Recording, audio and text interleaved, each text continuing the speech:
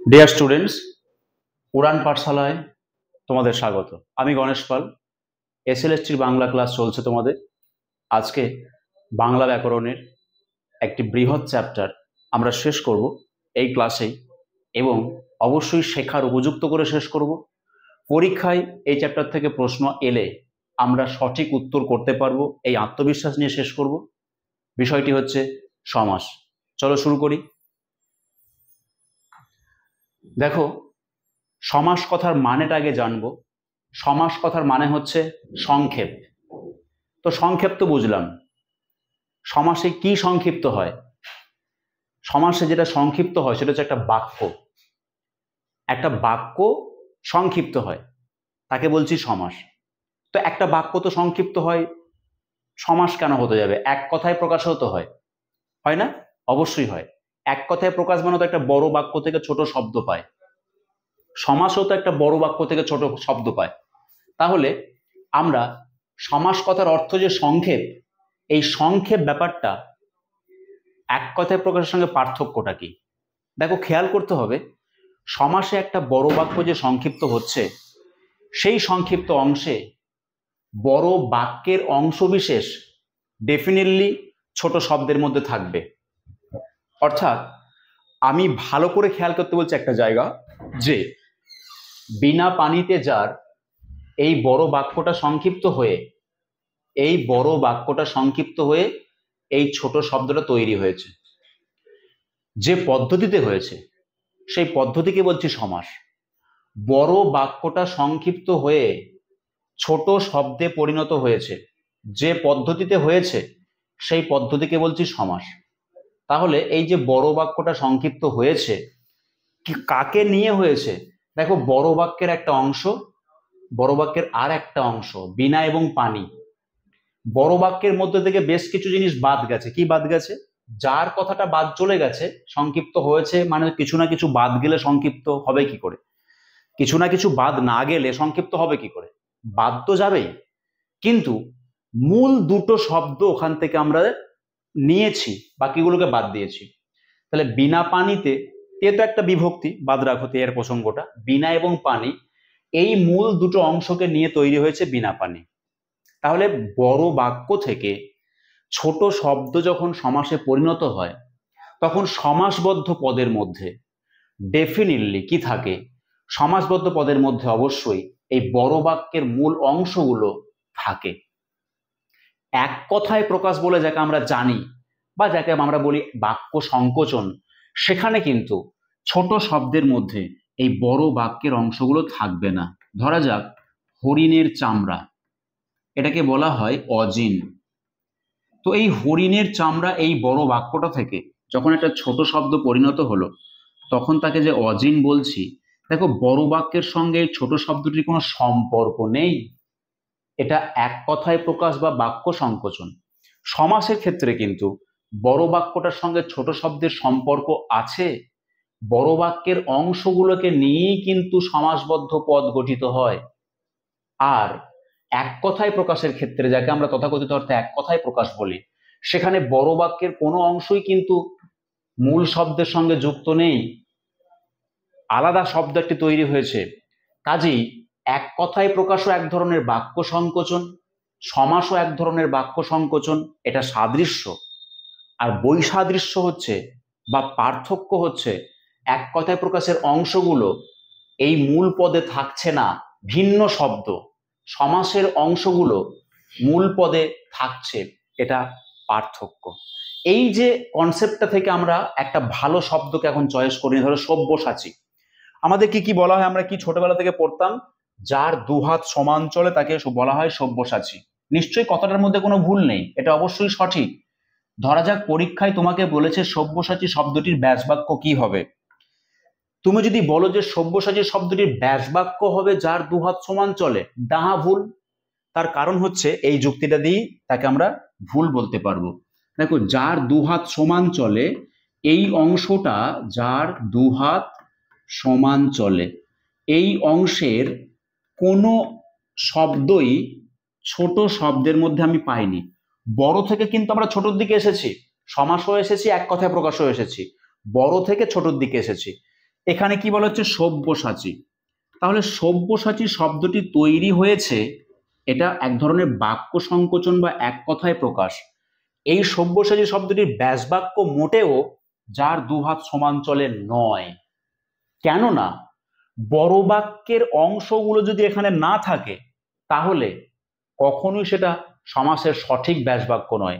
তাই সব্যসাচী শব্দটির ব্যাসবাক্য করতে গেলে আমাদেরকে করতে হবে কি, সব্য, সব্য মানে হচ্ছে বাম, দিয়ে সাচী বা সচন, সাচী মানে কার্য, সব্য দিয়ে সাচী করেন যিনি। তোমরা যদি উপপদ তৎপুরুষ সমাসের তালিকায় চলে যাও বামনদেব চক্রবর্তীর বইয়েতে, তাহলে দেখবে এই শব্দটিকে খুঁজে পাচ্ছ। সব্যসাচী শব্দের কিন্তু সমাসের ব্যাসবাক্য কখনো যার দুহাত সমান চলে করলে ভুল হয়ে গেল, করা যাবে না। কি করতে হবে, সব্য দিয়ে সাচী করেন যিনি। দেখো সব্যকে এখানে আমরা খুঁজে পেয়েছি, সাচীকে এখানে আমরা খুঁজে পেয়েছি। আসলটা হচ্ছে বড় বাক্য থেকে যদি ছোট শব্দটি তৈরি হয় তাহলে বড় বাক্যের অংশগুলো গেল কোথায়? আমরা এই শব্দটিকে পেয়েছি একটাই কারণে, বড় বাক্যের অংশগুলোকে নিয়ে কাউকে কাউকে বাদ দিয়ে আর মূল দুটো শব্দকে নিয়ে আমরা সমাসবদ্ধ পদটাকে খুঁজে পাই। তাহলে বাক্য সংকোচন তো বটেই, সমাস কথার মানে সংক্ষেপ তো বটেই, কিন্তু এক কথায় প্রকাশ সংক্ষেপ, সমাস ও সংক্ষেপ, পার্থক্যটা নিশ্চয়ই বুঝতে পেরে গেছো। এবার আমরা সমাসের মূল প্রসঙ্গে চলে যাই। দেখো, আমরা যখন সমাস করতে যাব তখন জেনে রাখতে হবে যে শব্দটি আমাকে সমাস করতে দেবে সেই শব্দটির মধ্যে অবশ্যই কি থাকছে, সেই শব্দটির মধ্যে কমপক্ষে দুটো শব্দের একটা সমন্বয় থাকছে, কমপক্ষে দুটো শব্দের একটা সমন্বয় থাকছে। যেমন বিনা পানি দুটো, পতঞ্জলি তোমার হচ্ছে গিয়ে পীতাম্বর দুটো, কিংবা পারিজাত দুটো, লক্ষ্মী ছাড়া দুটো, মানে লক্ষ্মী একটা ছাড়া একটা, হ্যাঁ, ধর্ম কর্ম দুটো, দুটো শব্দ মিনিমাম থাকবে, তা না হলে কখনো সমাসবদ্ধ হয় না। কিছু শব্দের ক্ষেত্রে তিনটে বা চারটেও থাকতে পারে, যেমন দু একটা দ্বন্দ্ব সমাস আছে, তেল নুন লোকরি তিনটে শব্দ, চর্ব চুষ্য লেজ্জ পেয় চারটে শব্দ, এগুলো কিছুটা ব্যতিক্রমী শব্দ। সমাসে সাধারণত দুটো শব্দের সমন্বয় হবে, এটা দেখতে পাবো। এবার ব্যাসবাক্য জিনিসটা কি, ওই দুটো শব্দ কিরূপ বাঁধনে বাঁধা আছে, ওই দুটো শব্দ কোন অর্থ সম্পর্কের মধ্যে আছে, ওই অর্থ সম্পর্কটা ব্যাসবাক্যের মধ্যে চিহ্নিত হয়। ওই দুটো শব্দ কোন অর্থ সম্পর্কের ওপর দাঁড়িয়ে আছে সেটাই ব্যাসবাক্য। যেমন বিনা পানি শব্দটা দাঁড়িয়ে আছে বিনা পানিতে যার, এই অর্থ সম্পর্কের ওপরে, এটাকে বলছি ব্যাসবাক্য, এটাকে বলছি সমাসবদ্ধ পদ, এবং ব্যাসবাক্যের মধ্যে যে পদগুলি আছে সেগুলোকে বলছি সমস্যমান পদ। এবং এই সমস্যমান পদগুলি তিনটি কিন্তু সমস্যমান পদ, কিন্তু তিনটির মধ্যে আমরা কাকে কাকে পেয়েছি, বিনাকে পেয়েছি, পানিকে পেয়েছি বা পানি থেকে পেয়েছি, এটাকে বলাবো মুখ্য সমস্যমান পদ, যার এখানে নেই গৌণ সমস্যমান পদ। তাহলে টার্মগুলো আমরা বুঝতে পারলাম। তোমাদের এসএসসি সিলেবাসটায় দেখবে, যেখানে ব্যাকরণের সিলেবাস আছে সেখানে বলা হচ্ছে সমাস এবং তার সম্পর্কিত বিভিন্ন পদের পরিচয়, মানে সমাস চ্যাপ্টারে যে সমস্ত টার্মগুলো আমরা ইউজ করি, সমাস কথাটা একটা শব্দ, তারপরে তোমার উত্তর পদ, পূর্ব পদ, সমাসবদ্ধ পদ, ব্যাসবাক্য, সমস্যমান পদ, এই টার্মগুলো সম্পর্কে তুমি ক্লিয়ার ধারণা নিয়েছো কিনা তা অনুযায়ী প্রশ্ন আসতে পারে। তো যাই হোক, একটা শব্দের মধ্যে নিশ্চয়ই একটা বাঁধন আছে, একটা বাঁধন আছে, সেই বাঁধনটাকে আমরা বলছি ব্যাসবাক্য। যে বাঁধনে দুটো শব্দ বাঁধা রয়েছে তাকে আমরা বলছি ব্যাসবাক্য। বিনা পানি শব্দটার বাঁধন হচ্ছে বিনা পানিতে যার। তাহলে যে কোনো দুটো শব্দই কিন্তু মিলিত হয়নি। আমরা বলতে পারি যে ধরো গাছপালা, এই দুটো শব্দ আলাদা আলাদা করলে নিশ্চয়ই এদের একটা অর্থ খুঁজে পাওয়া যায়, দুজনেরই আলাদা আলাদা অর্থ আছে, কিন্তু এদের দুজনের মধ্যে একটা পারস্পরিক অর্থ আছে, এরা একটা বিশেষ অর্থ সম্পর্কে বাঁধা আছে। সেটা কি না, গাছ ও পালা, এই অর্থ সম্পর্কটা এদের বাঁধন। এইবার আমরা যদি বলি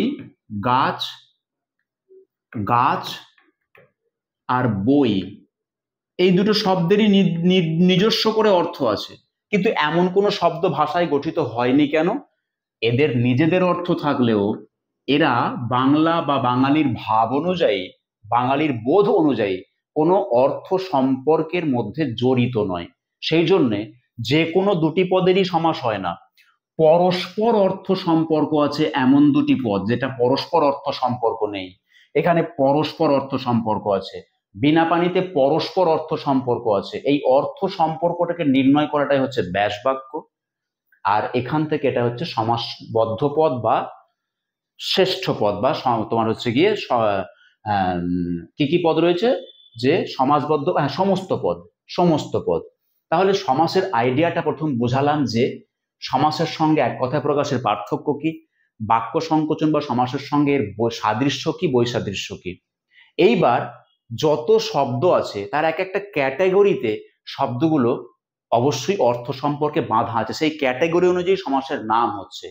দেখো, যে শব্দগুলো মূলত আমাদের বাংলা ভাষার ভাব অনুযায়ী তাদেরকে ও দিয়ে ব্যাখ্যা করলে ব্যাখ্যাটা সঠিক হতে পারে। যদি বলো পিতামাতা, তো পিতামাতা শব্দটিকে আমি কিভাবে বাঁধতে পারি বা কি বাঁধনে পিতামাতা শব্দটি আছে? অবশ্যই পিতা ও মাতা এই বাঁধনে আছে। এছাড়া কি হতে পারে? যিনি পিতা তিনিই মাতা, তা তো নিশ্চয়ই নয়, ভুল হয়ে গেল ব্যাখ্যা। তাহলে ঘর বাড়ি কি বাঁধনে আছে? ঘর ও বাড়ি এই বাঁধনটাতেই ওটা আছে, আর কোনোভাবে হতে পারে না। ঘরের নিমিত্তে বাড়ি তা তো হয় না, ঘর যা ঘর তাই বাড়ি তাও হয় না।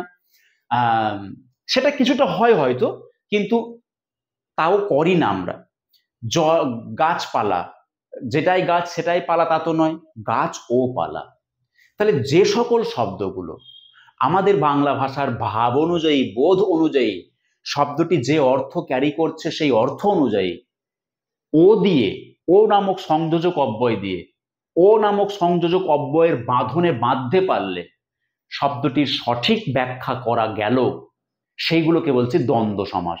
আসলে এই অর্থটা থেকে আমরা এই শব্দটাকে বর্তমানে পেয়েছি। এটা অতীত, এটা বর্তমান।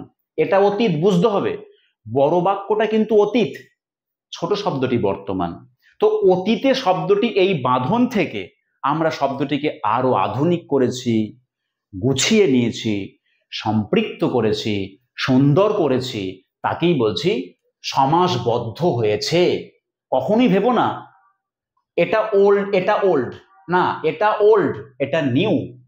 কারণ আধুনিক যুগ তো অগ্রগতির যুগ, আমরা এদিকে এগিয়েছি, কাজেই এটাকে বলছি আমরা দ্বন্দ্ব। তো এই শব্দগুলোকে আমরা এইভাবে বাঁধতে পারি। ধর্মকর্মকে আর কিভাবে ব্যাখ্যা করব? ধর্ম ও কর্ম, কিন্তু বিনা পানিকে তো বলতে পারি না, বিনা ও পানি। তাহলে তো সব শব্দকে ও দিয়ে যুক্ত করে দিলে সমাস হয়ে যেত। না, করতে পারি না কেন? প্রত্যেকটি শব্দ ডিফারেন্ট সেন্স নিয়ে আমাদের ভাষায় বিরাজ করছে।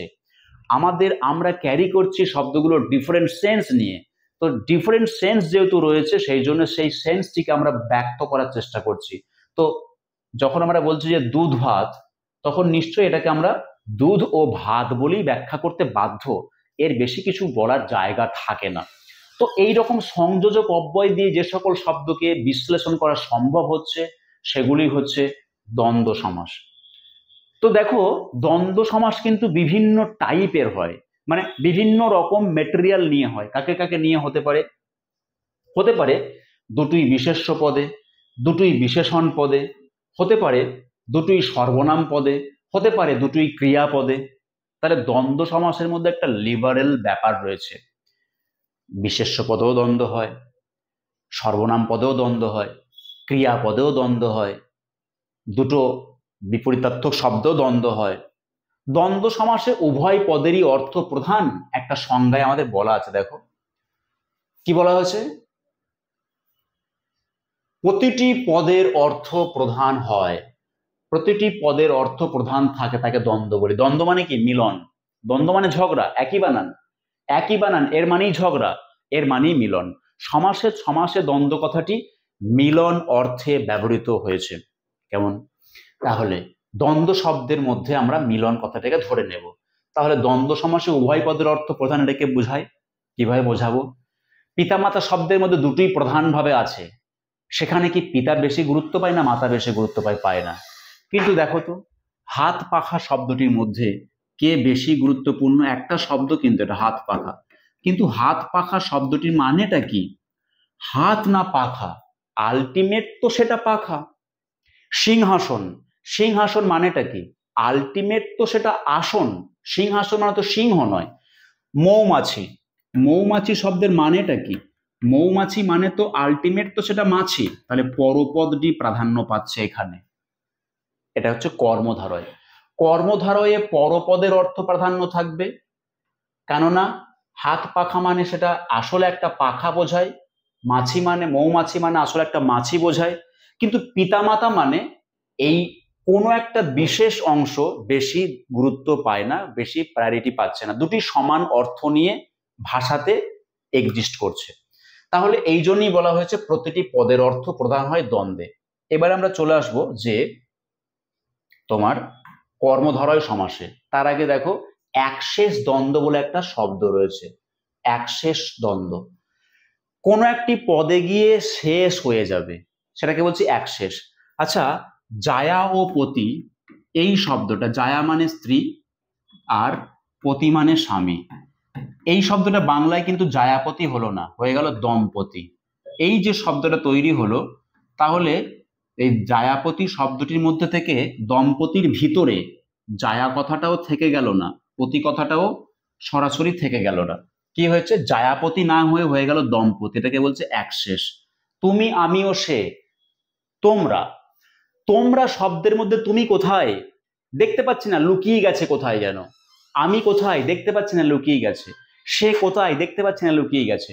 তাহলে যখন ব্যাসবাক্যের শব্দগুলো বা বর্ণগুলো কোনো একটি পদে গিয়ে শেষ হয়ে যায়, তাকে বলা হয় একশেষ দ্বন্দ্ব। হয়েছে? বেশ, এবারে দ্বন্দ্ব সমাস থেকে দু একটা অশুদ্ধি সংশোধন, সাবধানতা শিখে নাও। দেখো, কোনো ভুল নেই কিন্তু এখানে, একদম ঠিক আছে। দিবা ও রাত্রি, ব্যাসবাক্য। দিবা মানে দিন, রাত্রি মানে রাত্রি। দিবা ও রাত্রি শব্দটা কি হয়ে গেল? শব্দটা হয়ে গেল দিবা রাত্র। কেন? দ্বন্দ্ব সমাসে রাত্রি কিংবা নিশা শব্দ পরে থাকলে কি হয়?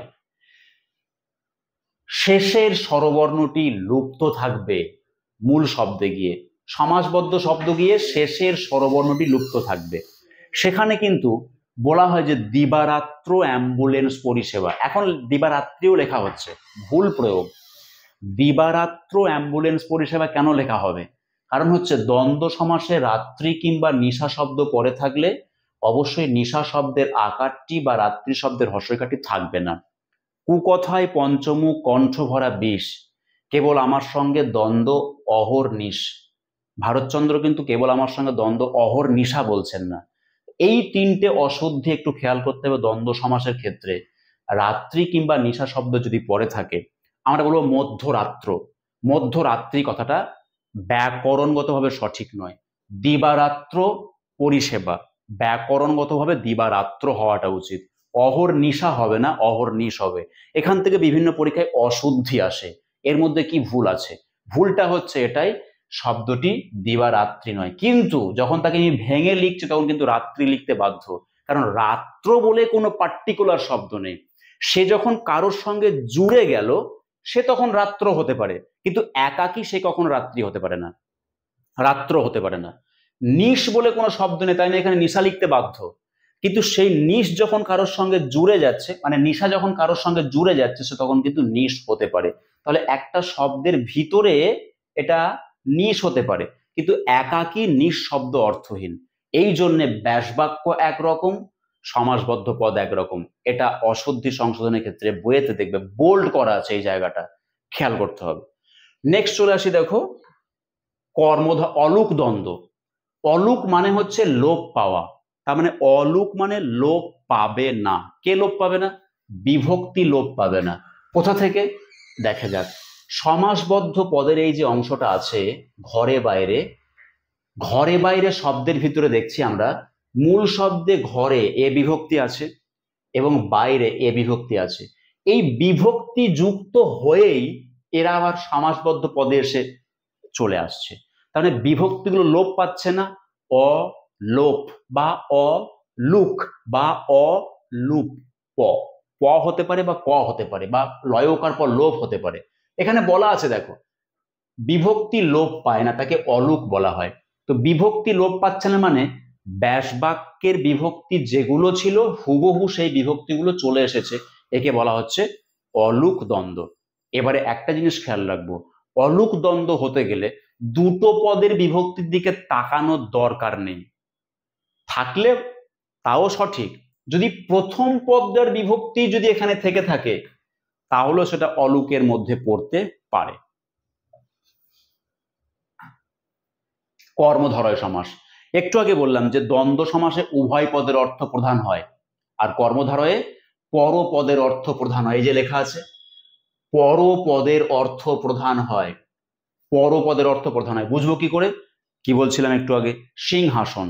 সিংহাসন শব্দের মানে কিন্তু সিংহ নয়। আমরা সিংহাসন বলতে বুঝি একটা আসন, কিছু বসার জায়গা, দেবতার আসন হতে পারে, সেটা আসন। আসলে সিংহাসন মানে সেটা আসন, অর্থাৎ পরপদ বেশি প্রাধান্য নিয়ে দাঁড়িয়ে আছে। মৌমাছি মানে কি মধু নাকি মাছি? মৌমাছি মানে আলটিমেট একটা মাছি, পরপদ প্রায়োরিটি পেয়েছে কর্মধারয়ে। হাত পাখা মানে পাখা, হাত নয়। হাত পাখা মানে ওই বস্তুটা কিন্তু কোনো হাত নয়। হ্যাঁ, হাতের সঙ্গে তার রিলেশন আছে। কি রিলেশন আছে?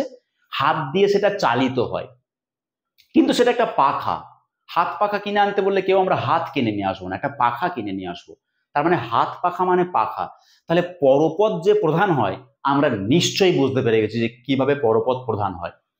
কর্মধারয় সমাসটা আর একটা পার্থক্য হচ্ছে দ্বন্দ্বের সঙ্গে। দ্বন্দ্বে দেখো বলেছিলাম যে বিশেষ্যে বিশেষ্যে দ্বন্দ্ব, ক্রিয়াপদে ক্রিয়াপদে দ্বন্দ্ব, সর্বনামে সর্বনামে দ্বন্দ্ব হতে পারে। কর্মধারয় কিন্তু শুধুমাত্র বিশেষ্যের সঙ্গে বিশেষ্যেতে সীমাবদ্ধ থাকে, বিশেষ্যের সঙ্গে বিশেষণের মধ্যে সীমাবদ্ধ থাকে। কোনো ক্রিয়াপদে কর্মধারয় হবে না, সর্বনাম পদে কর্মধারয় হবে না, শুধু বিশেষ্য আর বিশেষণ তার মধ্যেই সীমাবদ্ধ থাকবে।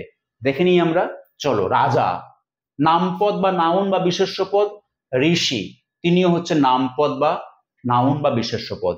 রাজর্ষি পরপদের অর্থ প্রধান, কিভাবে প্রমাণ করব? রাজর্ষি মানে রাজা না ঋষি, কিভাবে প্রমাণ করব? হাত পাখা তো বলে দিলাম, হ্যাঁ হাত পাখা মানে পাখা। তো মৌমাছি মানে মাছি, রাজর্ষি মানে যে আসলে ঋষি, কিভাবে প্রমাণ করব? আসলে যে ব্যক্তিটাকে আমরা রাজর্ষি বলি সেই ব্যক্তিটা হয়তো রাজা, কিন্তু রাজা কি করেন? শাসন করেন, শোষণ করেন, প্রজাদেরকে তার মধ্যে একটা রক্তচক্ষু দেখাতে পারেন। এই যে রাজকীয় যে দোষ, এগুলোকে বাদ দিয়ে ওই রাজার মধ্যে ঋষি সুলভ সৌম্য ভাব, ঋষি সুলভ আনুগত্য, ঋষি সুলভ সহনশীলতা, ঋষি সুলভ সংবেদনশীলতা ডেফিনেটলি তার মধ্যে বেশি আছে।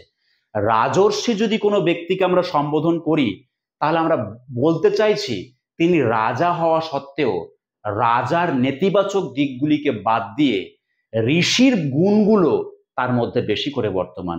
রাজর্ষি আমরা তাকেই বলি যে রাজা শোষক, যে রাজা প্রজা পীড়ন করেন, যে রাজা প্রজাদেরকে শোষণ করেন, তাকে কখনো রাজর্ষি বলবো না, কারণ তার মধ্যে ঋষি সুলভ কোনো সদর্থক গুণ আমরা দেখছি না।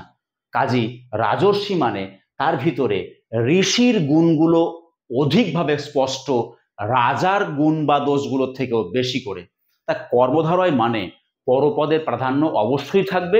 এইবার শব্দ বিশেষে সেটাকে ব্যাখ্যা করার ক্ষেত্রে সূক্ষ্মতা চলে আসতে পারে, কিন্তু আছে তো বটেই।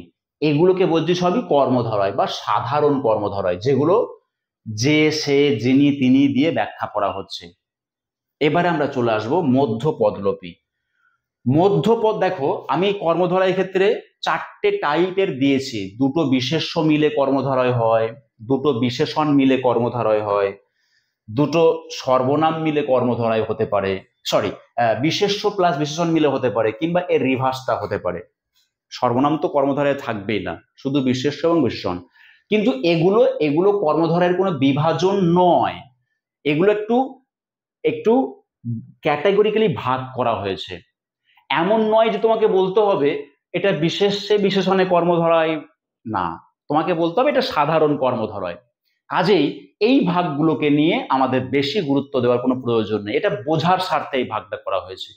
এবারে চলে আসি আমরা মধ্যপদলোপী। সাধারণ কর্মধারয়ের সঙ্গে মধ্যপদলোপী কর্মধারয়ের পার্থক্য তো নিশ্চয়ই আছে, নাহলে কেন আলাদা করলাম, কিন্তু পার্থক্যটা খুব বেশি না। সাধারণ কর্মধারয়ে আমরা দেখতে পাবো যে মাঝখানের পদটি ততটা গুরুত্বপূর্ণ নয়। মধ্যপদলোপী কর্মধারয়ের ক্ষেত্রে মাঝের পদটি বিশেষ দামি। কিরকম দামি, বুঝবো কি করে দামি, আমি তাকে বুঝবো কি করে দামি?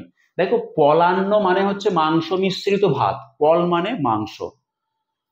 তো পলান্ন নামকরণটা হলো কেন? পলান্ন নামকরণটা হলো এই জন্যই যে পল মিশ্রিত অন্ন, মানে মেশানো কথাটা এই শব্দটি তৈরি হওয়ার জন্য অত্যন্ত জরুরি। কোনো একটা চেয়ার বা আসনের নাম সিংহাসন কেন হয়েছে? ওই আসনটির মধ্যে বা ওই চেয়ারটির মধ্যে সিংহের ছবি, সিংহের ডিজাইন, সিংহের নকশা, সিংহের মতো দেখতে কথাটা কিন্তু ওখানে দরকার আছে। সিংহাসন কথাটার মধ্যে চিহ্নিত কথাটা দরকার, মানে সিংহের সেখানে ছাপ, নকশা, কিছু না কিছু আছে। এই মাঝের শব্দটিকে অ্যাভয়েড করলে আমরা এই শব্দটিকে গঠন করতে পারবো না। মধ্যপদলোপীর সঙ্গে সাধারণের পার্থক্য এইটুকুই যে মাঝের পদটা অধিকতর জরুরি। একটা মৌমাছিকে আমরা মৌমাছি বলছি কেন? আসলে সেই মাছিটার স্বভাবটা হচ্ছে, হ্যাবিটটা হচ্ছে মধুকে সংগ্রহ করা। এই সংগ্রহ করা হ্যাবিটটা ওই মাছির আছে বলে তাকে আমরা বলছি মৌমাছি। তাহলে সংগ্রহকারী শব্দটিকে বাদ দিয়ে আমি এই শব্দটিকে ব্যাখ্যা করতে পারি না, উপযুক্ত ব্যাখ্যা করা যাবে না। সংগ্রহ করা স্বভাবটার জন্যই তো তাকে আমরা মৌমাছি বলছি। সেজন্য মাঝের পদটি অধিকতর জরুরি যদি হয় মধ্যপদলোপী, নচেত সাধারণ কর্মধারায়। উদাহরণগুলোকে পরপর দেখলে নিজেরাই খুব বই থেকে ভালো করে বুঝতে পেরে যাবে। এই স্টাডি মেটেরিয়ালের সঙ্গে এগুলো সবই বামনদেব চক্রবর্তী থেকে তোলা উদাহরণ, সব বইতেই পেতে পারো। তো তোমরা বইটি পাশে খুলে রেখে গ্রামারের ক্লাস করবে। কাজেই আমার এখানে 5টি 7টি উদাহরণ আছে, ওখানে হয়তো 10টি 15টি উদাহরণ আছে। প্রত্যেকটি উদাহরণের জন্য একই কনসেপ্ট ফলো করতে পারো, পার্থক্য কিছু নেই, শুধু উদাহরণের কম বেশি হতে পারে। চলে আসবো তুলনামূলক কর্মধারায়, যাকে বলছি উপমিত, উপমান এবং রূপক। খুব ইম্পর্টেন্ট এই জায়গাটা। এখানটা তোমরা নিজেরা বই পড়ে বুঝতে একটু অসুবিধা হতে পারে এবং পরীক্ষাতে উত্তর করতেও অসুবিধা হতে পারে। উপমিত, উপমান, রূপক। দেখো, রামকৃষ্ণ কথামৃত একটা কিনে নিয়ে এসেছো বাড়িতে। কি কিনে নিয়ে এসেছো সেটা? অমৃত কিনেছো না কথা লেখা আছে সেখানে? আলটিমেট কথাটা লেখা আছে, একটা বই সেটা, সেখানে কিছু কথা লেখা আছে। তাহলে কথামৃত মানে হচ্ছে আলটিমেট কথাটা ভালো কথা। কতটা ভালো? মধুর, মিষ্টি, পবিত্র, শুচি। অতটা মিষ্টি? চিনি, রসগোল্লা, সন্দেশ এরকম মিষ্টি না। এই কথার মধুরতা বোঝাতে গেলে এগুলো থেকেও পৃথিবীতে সব থেকে শ্রেষ্ঠ মধুর বস্তুটির সঙ্গেই তুলনা করা যেতে পারে। কথামৃতে যে কথাগুলো লেখা আছে সেই কথাগুলোর মধুরতা, মাধুর্য মহাভারতের কথা অমৃত সমান। কাশিরাম দাস কহেন শুনে পুণ্যবান। তো তিনিও তো বলেছেন অমৃত সমান। কেন?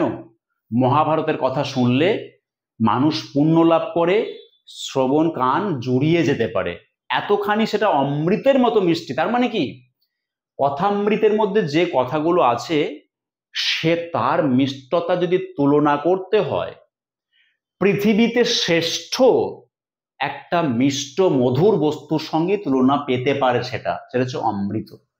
কিন্তু আসল কথামৃত মানে সেগুলো কতগুলো কথার সমষ্টি। কাজেই এটাকে বলা হয় উপমেয়। এটাকে বলা হচ্ছে উপমেয়, অর্থাৎ যার সম্পর্কে আমি কিছু বলি তাকে বলা হয় উপমেয়। যার সম্পর্কে আমি কিছু বলি তাকে বলা হয় উপমেয়। আমার এই উপমেয়টাকে অ্যাকুরেসি দেওয়ার জন্য কতখানি মিষ্টি, এই অ্যাকিউরেসি দেওয়ার, নেগেটিভও হতে পারে, কতখানি তিক্ত তাও হতে পারতো। তাহলে তিক্ত বলতে গেলে পৃথিবীর শ্রেষ্ঠ কোনো তিক্ত বস্তুর তুলনা আসতে পারতো, এখানে মিষ্ট বলে শ্রেষ্ঠ কোনো মিষ্টি বস্তুর তুলনা এসেছে। তো আমি আমার এই মূল বস্তুটাকে অর্থাৎ উপমেয়কে অ্যাকুইরেসি দেবার জন্য যে একটা বস্তুর সাহায্য নেই তাকে বলা হচ্ছে উপমান। তাহলে কথামৃত শব্দে কথা হচ্ছে উপমেয়, কথা হলো উপমেয়, এবং অমৃত হচ্ছে উপমান, অমৃত হচ্ছে উপমান। তো উপমেয় এবং উপমান এই দুজন মিলে সমাসবদ্ধ পদটা গঠন করেছে, কথা আর অমৃত। উপমেয় এবং উপমান এই দুজন যখন সমাসবদ্ধ পদ গঠন করে তখন তাকে বলবো উপমিত কর্মধারয়। নেক্সট এক্সাম্পলে এসো। পুরুষ সিংহ কাকে বলে? একজন পুরুষকে বলা হয়, বীর পুরুষকে বলা হয়। কেন সিংহের সঙ্গে তুলনা করতে যাওয়া হলো? কেন সিংহ একটা পশু। সিংহ পশু নয়, সিংহ পশু রাজ। সিংহের পার্সোনালিটি খুব স্ট্রং। সিংহ খিদে না পেলে সে খাদ্যের দিকে তাকায় না, সে যখন বিশ্রাম নেয় রাজার মতো বিশ্রাম নেবে। তার পাশে খাদ্য পড়ে থাকলেও সে খাবে না, কারণ তার খাদ্য দরকার নেই। এতটা তার স্ট্রং পার্সোনালিটি। যখন তার খাদ্য দরকার হবে তাকে আটকানো যাবে না, অর্থাৎ যেটা সে করব মনে করবে সেটা করবে। এই যে পার্সোনালিটি পশুটার মধ্যে আছে, এই ইতিবাচক দিকটা কিংবা সাহস, ব্যক্তিত্ব, কোন পুরুষের মধ্যে সাহস আছে, ব্যক্তিত্ব আছে, বীরত্ব আছে, ধীরোদাত্ত গুণ আছে। ধীরোদাত্ত গুণ মানে সংকটেও যে স্থির হতে থাকতে পারে, ধীর স্থির থাকতে পারে। সিংহের মতো এই যে ধনাত্মক গুণগুলো যে পুরুষের মধ্যে থাকে তাকে আমরা বলি পুরুষ সিংহ। তাহলে আমরা পুরুষ সিংহ বলতে পুরুষ কোন একটা ম্যান, কোন একটা মানুষ, তার গুণগুলো বোঝানোর চেষ্টা করছি। পুরুষ হচ্ছে উপমেয়। এই পুরুষের ব্যক্তিত্বটাকে বোঝানোর জন্য আমরা পশুরাজ সিংহের সঙ্গে তুলনা নিলাম, এটা হচ্ছে উপমান। সিংহের নেতিবাচক দিকগুলো নয়, সিংহের ইতিবাচক দিকগুলো, ব্যক্তিত্বটা, সাহসটা, বীরত্বটা, এটাকে গুণগুলো নিচ্ছি, যেগুলোকে বলছি সাধারণ ধর্ম। এই পুরুষটার মধ্যেও সেই গুণগুলো নিশ্চয়ই আছে, সিংহের মধ্যে তো আছেই, সেই জন্য পুরুষের সঙ্গে সিংহের তুলনা হতে পারে। কিন্তু সাধারণ ধর্মটি এখানে উল্লেখ নেই। কি কি আছে এখানে? উপমেয়, উপমান, তুলনাবাচক শব্দ বলা হয় ন্যায় বা মতকে। যাই হোক, উপমেয় এবং উপমান এই দুটি শব্দকে নিয়ে যখন সমাসবদ্ধ পদটা গঠিত হচ্ছে তখন তাকে বলছি উপমিত কর্মধারয়। তার চরণ পদ্মে নিবেদন করলাম। একটা আমি বই লিখেছি, বইটি আমরা কাউকে ডেডিকেট করি, উৎসর্গ করি। কাকে করব? পিতা মাতাকে করতে পারি, দেবতাকে করতে পারি, কোনো শিক্ষককে করতে পারি, শ্রদ্ধেয় কোনো গুরুকে করতে পারি। তার কোথায় করলাম? চরণ পদ্মে। আবার চরণ পদ্ম কেন? চরণে বললেই তো হতো না। তার চরণটি এতটাই পবিত্র, গুণগত মানসম্পন্ন, সম্মানীয়, সেই চরণটিকে শুধু চরণ বললে বোঝানো যায় না। সেই চরণটি অত্যন্ত একটা পৃথিবীর শ্রেষ্ঠ একটা বস্তুর সঙ্গে তুলনা হতে পারে। পৃথিবীর শ্রেষ্ঠ বৃহত্তম একটা পবিত্র বস্তুর সঙ্গে তুলনা না করলে যেন সেই চরণটির অ্যাকিউরেসি দেওয়া যায় না, সেই চরণটির চরিত্র বর্ণনা করা যায় না, সেই চরণটির প্রতি আমাদের পবিত্রতা, বিশ্বাস, ভালোবাসা, আনুগত্য প্রকাশ করতে পারছি না। সেই চরণটিকে এটা প্রকাশ করানোর জন্য আমরা তাকে বলছি পৃথিবীর শ্রেষ্ঠ পবিত্র বস্তু ফুল চরণ পদ্মের ন্যায়। চরণটি উপমেয়, আমার লক্ষ্য বস্তু চরণ, কিন্তু সেই চরণটি কতখানি পবিত্র, কতখানি সাধু, কতখানি ভালো, ফুলের মতো পদ্মের মতো, এটা হচ্ছে উপমান। তাহলে এটা হচ্ছে চরণ পদ্মটা হচ্ছে সমাসবদ্ধ পদ। তাহলে উপমেয় আর উপমান মিলে সমাসবদ্ধ পদ গঠিত হলে তাকে বলছি উপমিত কর্মধারয়। নেক্সট হচ্ছে উপমান। সিঁদুরের মতো রাঙা। হ্যাঁ তো কি? সিঁদুরের মতো রাঙা কি জিনিস সেটা? না, তা তো এখানে ক্লিয়ার না। বলছে সিঁদুরের মতো রাঙা, রক্তের মতো লাল, হ্যাঁ, কাজলের মতো কালো, জলের মতো সহজ। আরে বাবা কি বলো না সেটা? আরে এই শব্দগুলো সেটা বলা নেই। তাহলে কি বলা নেই? উপমেয় বলা নেই। আগে কি ছিল? উপমেয় বলা ছিল। এখানে কি বলা নেই? উপমেয় বলা নেই, উপমেয় বাইরে আছে। আগেরটা কি বাইরে ছিল? সাধারণ ধর্ম বাইরে ছিল। এখানে কি আছে? সাধারণ ধর্ম আছে, রাঙা। কিন্তু উপমেয় কি? দেখুন উপমেয় কি, উপমেয় আমরা অনেক কিছুই বলতে পারি। সিঁদুর রাঙা মেঘ বলতে পারি, সিঁদুর রাঙা মুখ বলতে পারি, সিঁদুর রাঙা আম বলতে পারি। তাহলে সিঁদুরের মতো রাঙা যা কোনো কিছু বিষয়, যে কোনো কিছু বিষয় উপমেয় আমরা ধরতে পারি, আইদার মেঘ অর মুখ অর আম। উপমেয় এখানে উপস্থিত নেই। কিন্তু কি আছে, উপমান আছে। সিঁদুরটা হচ্ছে উপমান। কেমন? সিঁদুরটা হচ্ছে উপমান। আর কি আছে? সাধারণ ধর্ম আছে রাঙা। কেননা আমরা যে কোনো একটাকে যদি উপমেয় ধরে নিই, তাহলেও তাহলেও যে কোনো একটাকে যদি উপমেয় ধরে নিই, তাহলেও আমাদের কিন্তু এই সাধারণ ধর্মটি খুঁজে পাবো। যে মেঘটাকে আমরা বলছি সিঁদুর রাঙা মেঘ, সে মেঘটা কি লাল নয়, মানে রাঙা নয়? নিশ্চয়ই রাঙা। যে মেঘটাকে আমরা বলছি, যে মুখটাকে আমরা বলছি সিঁদুর রাঙা মুখ, বিজয়ার সময়তে মুখে সিঁদুর মাখানো সিঁদুর রাঙা মুখ, সেটা কি রাঙা নয়? হ্যাঁ, নিশ্চয়ই রাঙা। তো কাজেই আমাদের রাঙাটা হচ্ছে সাধারণ ধর্ম। আচ্ছা, এটা শঙ্খ ধ্বনি নয়, শঙ্খ ধবল হবে। এটা শঙ্খ ধবল পড়বে। ধরা যাক শঙ্খের মতো ধবল, শাঁখের মতো সাদা। কি কি বলা নেই, মানে উপমেয়টা বলা নেই। তুমি কি ধরতে পারো? পাহাড় চূড়া। আমাদের অর্গাসের কার্ডিল্যাক গাড়ি, অর্গাসের অর্গাস, তার তো 4টে কার্ডিল্যাক গাড়ি আছে। ধরা যাক একটা দুধ সাদা গাড়ি আছে, একদম ধবধবে সাদা অর্গাসের গাড়ি আছে, কার্ডিল্যাক। তো আমরা বলতে পারি দুধ সাদা গাড়ি, শঙ্খ ধবল গাড়ি। তাহলে গাড়িটা উপমেয়। গাড়িটা কেমন? শাঁখের মতো সাদা, শাঁখের মতো ধবল। এই ধবলটা হচ্ছে উপমান, সরি সাধারণ ধর্ম। তাহলে উপমান হচ্ছে শাঁখ। বোঝাতে পারছি নিশ্চয়ই। আচ্ছা, তাহলে উপমান কর্মধারয়ে সমাসবদ্ধ পদে কাকে পাচ্ছ? উপমানকে পাচ্ছ আর সাধারণ ধর্মকে পাচ্ছ। আমরা পার্থক্যটা কি বুঝতে পারছি না? নিশ্চয়ই বুঝতে পারছি। এখানে সমাসবদ্ধ পদে কাকে পেয়েছিলাম? উপমেয়, উপমান। এখানে সমাসবদ্ধ পদে কাকে পেলাম? উপমান আর সাধারণ ধর্ম। হলো? আচ্ছা, তাহলে উপমিত উপমান গেল। নেক্সট হচ্ছে রূপক। রূপক কর্মধারয় সমাসে করতে খুব সোজা, দেখতে খুব সোজা। তোমাকে যদি বলে রূপক কর্মধারয় একটু পড়িয়ে দিন, 5 মিনিট পড়াবেন, কি পড়াবে? তোমাকে বলা হলো রূপক কর্মধারয়টা আপনি একটু পড়ান, ডেমনস্ট্রেশন দেখেন 5 মিনিট। ভেবে দেখো তুমি, রূপক কর্মধারয় নির্ণয় করতে অসুবিধা নেই। আঁখি পাখি, হ্যাঁ স্যার আঁখি রূপ পাখি। রূপক কর্মধারয় বোঝান, আপনি একটু বোঝান। বাচ্চাদের রূপক কর্মধারয়টা বোঝাচ্ছেন, কি বোঝাবেন? উপমেয় কোনটা, উপমান কোনটা, কি বোঝাবেন? রূপক কর্মধারয়ে উপমেয়র সঙ্গে উপমানের অভেদ কল্পনা করা হয়। অভেদ কল্পনা করা হয় মানে আগের দুটোই কি হয়েছিল? সাদৃশ্য বা তুলনা করা হয়েছিল। এখানে কি হচ্ছে? অভেদ কল্পনা।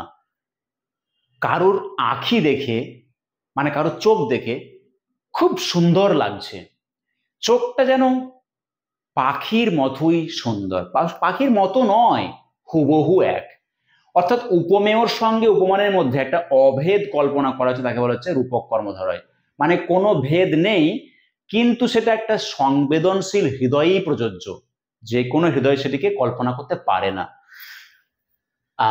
মন মাঝিরে তোর বৈঠা নেড়ে, বা আমি চলে আসি, মন মাঝিরে তোর খেয়াতে তুই দিলি যে পাল তুলে, যাবি যে ভেসে জানি না কোন কুলে।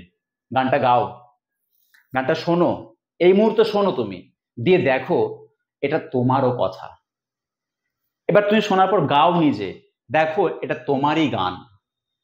এই মন মাঝি মানে তুমি তোমার মনকে অ্যাপ্রোচ করছো, তুমি তোমার মনকে অ্যাপ্রোচ করছো। মন মাঝিরে তুই যাবি যে দিলি তুই খেয়াতে পাল তুলে, আমি আমার মনকে অ্যাপ্রোচ করছি। তাহলে মনটা কি উপমেয় নয়? ডেফিনেটলি মনটা উপমেয়। একটা আঁখির সৌন্দর্য দেখে আমি তাকে অভেদ কল্পনা করার চেষ্টা করছি পাখির সঙ্গে। আমার মূল বস্তু, দেখা বস্তু, উদ্দিষ্ট বস্তু হচ্ছে আঁখি। তাই আঁখি হচ্ছে একটা উপমেয়। এবার বলবো রূপক কর্মধারয় সমাসে সব সময়ের জন্য উপমেয় প্রথমে থাকবে, থাকবেই। রূপক কর্মধারয় সমাসে উপমেয় প্রথমে থাকবেই, এটা নিয়ে কোনো সন্দেহ নেই। আচ্ছা, জীবন উদ্যানে তোর যৌবন কুসুম ভাতি কতদিন রবে, মধুসূদন আত্মবিলাপ কবিতায় বলছেন, নিজেকেই বলছেন, আত্মবিলাপ তো, জীবন উদ্যানে তোর যৌবন কুসুম ভাতি কতদিন রবে, অর্থাৎ যৌবন কুসুম ভাতি কতদিন রবে, জীবন উদ্যানে তোর যৌবন কুসুম ভাতি কতদিন রবে। তার মানে আমি আমার জীবন যৌবনে, এই জীবনে যৌবনের কতদিন থাকবে, তার মানে তিনি তার জীবন সম্পর্কে বলছেন উপমেয়। জীবনটা কেমন, জীবনের সঙ্গে উদ্যানের কোনো পার্থক্য তিনি দেখছেন না। কেননা উদ্যানে তো কখনো ফুল ফোটে, কখনো ফুল ঝরে পড়ে, কখনো পাতা শুকিয়ে যায়, কখনো পাতা গজিয়ে ওঠে। জীবনেও কিন্তু ভালো সময় খারাপ সময় থাকে। তাই জীবনের সঙ্গে উদ্যানের অভেদ কল্পনা করা হচ্ছে। কল্পনা কেন, অ্যাবসার্ড কল্পনা নয়, এই কল্পনা করতে গেলেও একটা হৃদয় লাগে, সংবেদনশীলতা লাগে। তাদের জন্যই রূপক কর্মধারয় শব্দটিকে আলোচনার যোগ্য হতে পারে। কেননা মন মাঝি মানে মন রূপ মাঝি, এই মুহূর্তে আমার মন মাঝির মতো সহজ, সরল, পবিত্র, উদার, উদাস, এইটা বোঝাচ্ছি আমি। কাজেই মনটার সম্পর্কে বলা হচ্ছে, এটা হচ্ছে মন মাঝি। নেক্সট চলে আসি তৎপুরুষ সমাস। এখানেও পরপদের অর্থ প্রধান হয় অবশ্যই, এবং কারকের বিভক্তি বা অনুসর্গ অনুযায়ী এই তৎপুরুষের নামগুলো করা হয়েছে। কর্মকারকের বিভক্তি কে, কে বিভক্তি যখন লোপ পেয়ে গেছে ব্যাসবাক্য থেকে, তখন তাকে বলছি কর্ম তৎপুরুষ। যখন দ্বারা অনুসর্গটা হচ্ছে করণের উদাহরণ, দ্বারা যখন লোপ পেয়ে গেছে তখন তাকে বলছি করণ তৎপুরুষ। যখন আমরা দেখতে পাচ্ছি যে হইতে বা থেকে এই অনুসর্গগুলো লোপ পেয়েছে, তখন তাকে বলছি অপাদান তৎপুরুষ। কেননা অপাদান কারকের অনুসর্গ হচ্ছে থেকে, হইতে ইত্যাদি। আমরা দ্বারা, এটার অনুসর্গ হচ্ছে করণ কারকের অনুসর্গ। তাই কারকের বিভক্তি এবং কারকজনিত অনুসর্গ অনুযায়ী তৎপুরুষের নামগুলো পরপর হতে শুরু হয়েছে। তারপরে কি দেখব, অধিকরণ। অধিকরণ কারকের বিভক্তি কি, এ বিভক্তি অথবা অন্তস্থ বিভক্তি। অধিকরণের বিভক্তি হচ্ছে এ অথবা অন্তস্থ। দেখো অধিকরণ কারকের ক্ষেত্রে পূর্বপদে এ বিভক্তি, অন্তস্থ বিভক্তি, এ অন্তস্থ, এ অন্তস্থ এগুলো আছে। সমাসবদ্ধ পদে গিয়ে সেগুলো আর নেই। তার মানে বিভক্তি বা অনুসর্গের লোপ অনুযায়ী এই বিভক্তিগুলো, এই নামকরণটি হচ্ছে অধিকরণ তৎপুরুষ। নিমিত্তও ঠিক তাই, জন্য অনুসর্গ বা নিমিত্ত অনুসর্গগুলো থাকবে, তাই বলছি তাকে নিমিত্ত তৎপুরুষ। চলে আসছি সম্বন্ধ তৎপুরুষ। সম্বন্ধ পদের বিভক্তি কি, র কিংবা এর, এটা হচ্ছে সম্বন্ধ পদের বিভক্তি। র কিংবা এর, এটা হচ্ছে সম্বন্ধ পদের বিভক্তি। তাহলে সম্বন্ধ তৎপুরুষে হয়ে গেল রাজার ধানী, রাজধানী। সম্বন্ধ পদের বিভক্তি র কিংবা এর, ওই বিভক্তিটুকু লুপ্ত হয়ে গিয়ে সম্বন্ধ পদটি মানে সমাসবদ্ধ পদটি গঠিত হয়েছে রাজধানী, স্বয়ের অধীন, স্বাধীন। তাহলে ব্যাসবাক্যের প্রথম পদের সঙ্গে থাকা বিভক্তির নাম অনুযায়ী তৎপুরুষের নামকরণ হয়। কর্মকারকের বিভক্তি কে লুপ্ত হলে কর্ম তৎপুরুষ, দ্বারা লুপ্ত হলে করণ তৎপুরুষ, অপাদান কারকের ক্ষেত্রে থেকে হইতে, সম্বন্ধ পদের ক্ষেত্রে র বা এর। প্রত্যেকটি উদাহরণকে একটুখানি দেখে নিতে হবে, এখান থেকে সিরিয়াসলি সংশোধন করবে। ঠিক দ্বন্দ্বে যেমন কতগুলো আমি অশুদ্ধি বলেছিলাম, এখানে দেখবে মধ্যাহ্ন, অন্যর মধ্য বলা হয়নি, বলা হয়েছে অহর মধ্য। কেননা অহ মানে দিবস, মধ্যাহ্ন মানে কি দিনের মাঝখান, তো তাই অহর মধ্য বলতে হয়েছে। সায়াহ্ন মানে কি দিনের শেষ, তাই অহর সায়, অহ মানে দিন, অন্ন মানে দিন নয়, অন্ন মানে হলো দিনের আবার একটা অংশ, অন্ন মানে দিনের অংশ, কিন্তু অহ মানে গোটা দিন। তাই মধ্যাহ্ন মানে দিনের মাঝখান,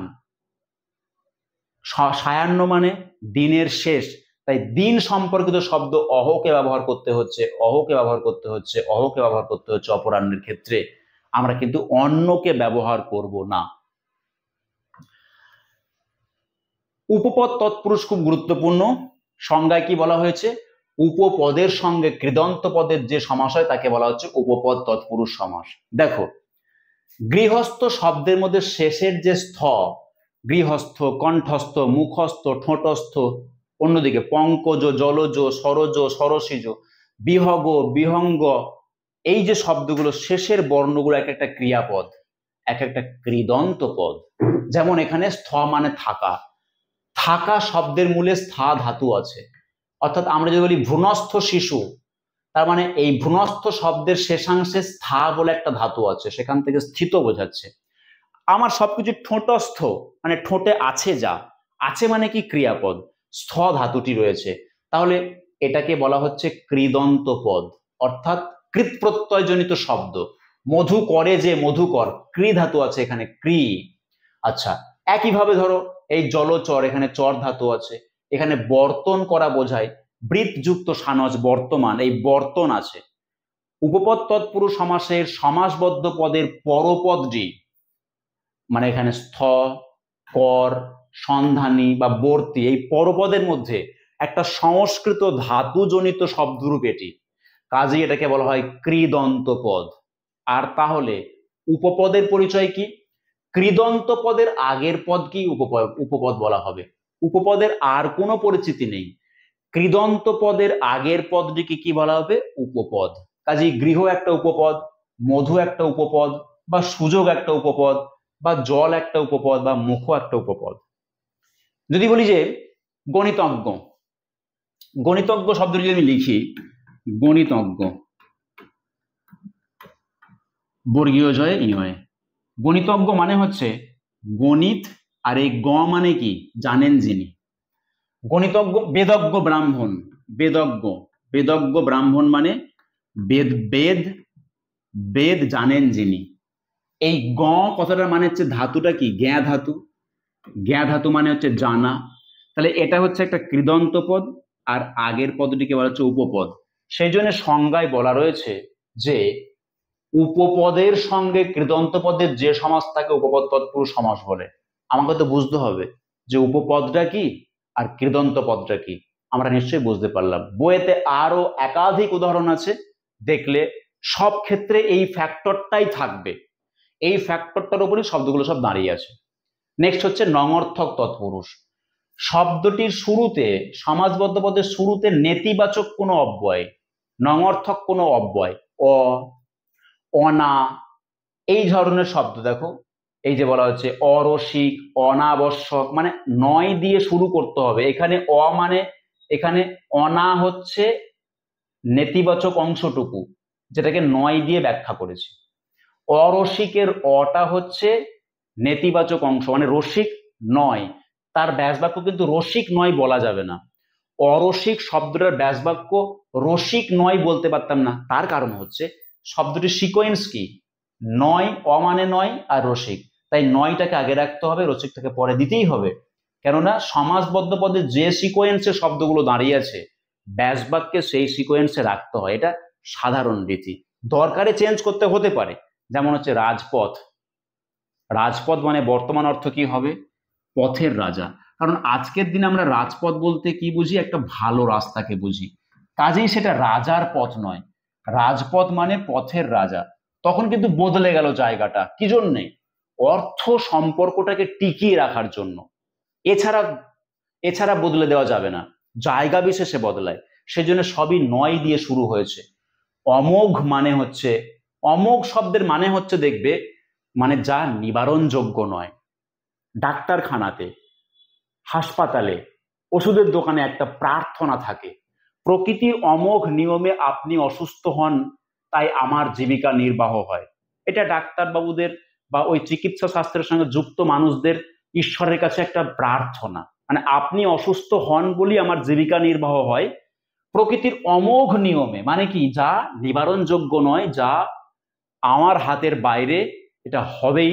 অমোঘ মানে হচ্ছে নয় মোঘ, মোঘ মানে বলছে নিষ্ফল, অর্থাৎ এটা সোজা কথায় নিবারণযোগ্য নয়, এমন একটা অর্থ ধরে নিতেই পারা যায়। তাহলে অ শব্দটি না, আর মোঘ শব্দটি আছে, হয়েছে, এটাকে আমরা বলতে পারি। তাহলে নঙর্থক তৎপুরুষ মানে নয় অর্থ দিয়ে শুরু হবে। এটা হচ্ছে অ্যালিক্সার, ইংরেজিতে একটা শব্দ হয় অ্যালিক্সার, ALIXIR। অ্যালিক্সার শব্দের মানে হচ্ছে অমোঘ। এবারে চলে আসছি বহুব্রীহি সমাস।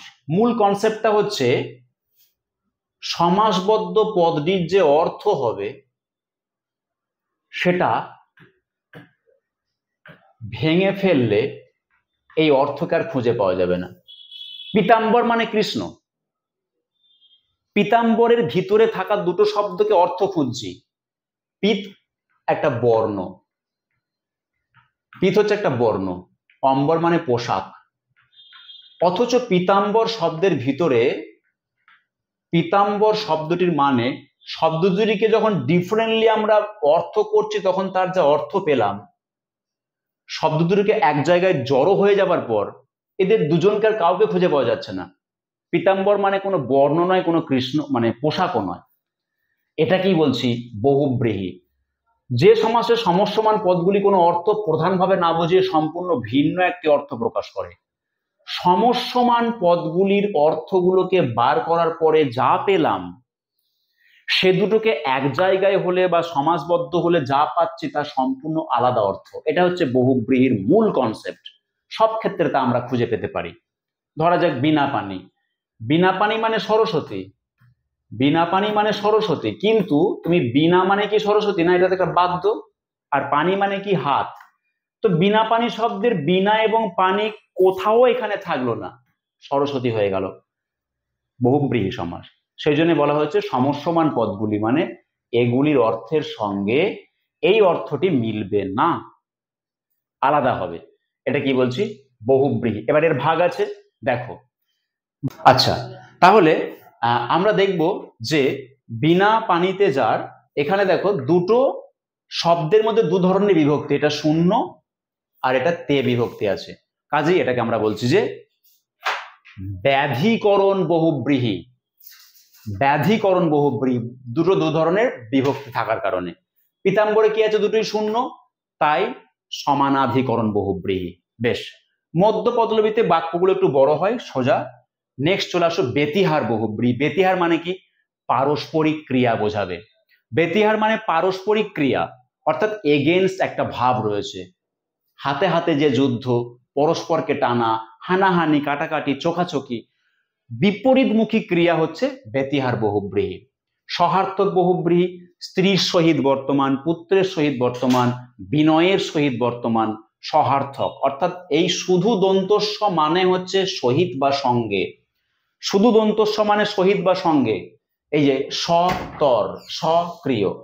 সংখ্যা পূর্ব বহুব্রীতে কি দেখছি? একটা সংখ্যা থাকবে, ব্যাসবাক্য সমাসবদ্ধ পদের শুরুতে একটা সংখ্যা থাকবে, এবং এই সংখ্যাটা দ্বিগুতেও থাকতে পারে, কিন্তু দ্বিগুতে সেটা একটা সমষ্টি বোঝায়।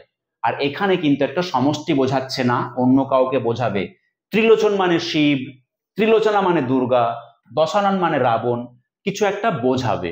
তাহলে সংখ্যা পূর্ব বহুব্রীহিতে সমাসবদ্ধ পদের শুরুতেই একটা সংখ্যাবাচক শব্দ থাকছে এবং তা সত্ত্বেও অন্য কিছুকে বোঝাচ্ছে। কিন্তু দ্বিগুর ক্ষেত্রে সেটা থাকতে পারে, কিন্তু সেটা অন্য কিছুকে বোঝাবে না। সেটা কাকে বোঝাবে? সেটা বোঝাবে হচ্ছে একটা সমন্বয় বা সমষ্টিকে বোঝাবে, একটা সমন্বয় বা সমষ্টিকে বোঝাবে। এটা হচ্ছে দ্বিগু সমাসের ক্ষেত্রে বোঝাচ্ছে। দেখো, পাঁচ ফোড়ন, তেপান্তর, সপ্তর্ষি, এখানেও সংখ্যা আছে, কিন্তু এটা একটা মিশ্রণ বোঝাচ্ছে, এটা একটা মিক্সচার বোঝাচ্ছে। আর বহুব্রীহিতে যদি আমরা যাই তাহলে কিন্তু সেটা একটা কি বোঝাচ্ছে? সেটা কিন্তু সংখ্যা থাকা সত্ত্বেও অন্য কোনো ব্যক্তিত্ব বা বস্তুকে বোঝাচ্ছে, বুঝে নিতে হবে। নেক্সট এন্ড লাস্ট হচ্ছে আমাদের অব্যয়ীভাব সমাস। অব্যয়ীভাব সমাসের পূর্ব পদে অব্যয় থাকবে এবং সেই অব্যয় পদের অর্থই প্রধান হবে, অব্যয় পদের অর্থই প্রধান হবে। যেমন দুর্ভিক্ষ বা হা ভাতে। হা ভাতে শব্দের মানে কি? ভাতের অভাব। হা ভাতে শব্দের মানে হচ্ছে, হা ভাতে শব্দের মানে হচ্ছে ভাতের অভাব, ভাতের অভাব। হা শব্দটি অভাবকে নির্দেশ করছে। আমরা যাকে হা ভাতে বলবো তার কি শুধু ভাতেরই অভাব আছে? না, তার চারিত্রিক দোষ আছে, তার শিষ্টতা বা সুশীল বৈশিষ্ট্যের অভাব আছে, তার আরো অন্যান্য অভাব আছে। তার একাধিক অভাব আছে, সেই জন্য তাকে আমরা হা ভাতে বলে গালাগালি দিতে পারি বা ছোট করতে পারি। শুধু ভাতের অভাব তা নয়, তার অর্থের অভাব আছে, তার সোনাদানার অভাব আছে, তার শিক্ষার অভাব আছে, তার শালীনতার অভাব রয়েছে। হা ভাতে মানে অভাবটাই প্রধান। আর হা ভাতে শব্দের মধ্যে অভাবটা ক্যারি করছে কে? অবশ্যই হা। এটা হচ্ছে অব্যয়ীভাব সমাস। তাহলে এটা হচ্ছে অব্যয় পদ। তাহলে অব্যয়ীভাব সমাসের সমাসবদ্ধ পদের শুরুতেই কিন্তু থাকবে একটা অব্যয়, এবং যেই অব্যয় পদের অর্থ প্রধান হবে। এখানে প্রত্যেকটি অব্যয়ীভাবের ক্ষেত্রে কিছু কিছু পার্থক্য রয়েছে। দেখো, সামীপ্য মানে কি নিকট, বিপসা মানে কি পুনঃ পুনঃ, আচ্ছা, অনতিক্রম মানে যাকে অতিক্রম করা যায় না। আমি যথাসাধ্য চেষ্টা করব, যখন আমরা বলি তখন কি বলতে চাইছি? সাধ্যকে অতিক্রম না করে। সাধ্যের বাইরে গিয়ে তো করতে পারবো না, সাধ্যকে অতিক্রম না করে। পর্যন্ত মানে কি? আকণ্ঠ মানে কণ্ঠ পর্যন্ত। এরকম ভাবে কিন্তু অব্যয়ীভাবে বিভিন্ন রকম ভাগ রয়েছে। হয়ে গেল। এবারে আমরা দ্বিগু সমাসের ক্ষেত্রে বললাম যে সংখ্যা পূর্ব বহুব্রীহির সঙ্গে দ্বিগুর কিন্তু একটি পার্থক্য রয়েছে। দ্বিগুতে সমষ্টি বোঝাবে, মিক্সচার বোঝাবে, আর সংখ্যা পূর্ব বহুব্রীহিতে সংখ্যাটুকু থাকবে কিন্তু অন্য কাউকে বোঝাবে। এইটুকু আমাদের সমাসের বেসিক কনসেপ্ট। এই সমাসের এবারে আমাদেরকে পরীক্ষায় সব ধরনের প্রশ্নের উত্তর করতে গেলে অবশ্যই একাধিক উদাহরণ নিয়ে আমাদেরকে প্র্যাকটিস করতে হবে নিশ্চয়ই। কিন্তু বোঝার জন্য আমি দ্বন্দ্ব থেকে দ্বিগু পর্যন্ত যা বোঝালাম, এটার বাইরে আসল ধারণার আর কিছু নেই। এই পর্যন্তই আজকের ক্লাসটি। নেক্সট ক্লাস আবার দেখা হচ্ছে। Thank you.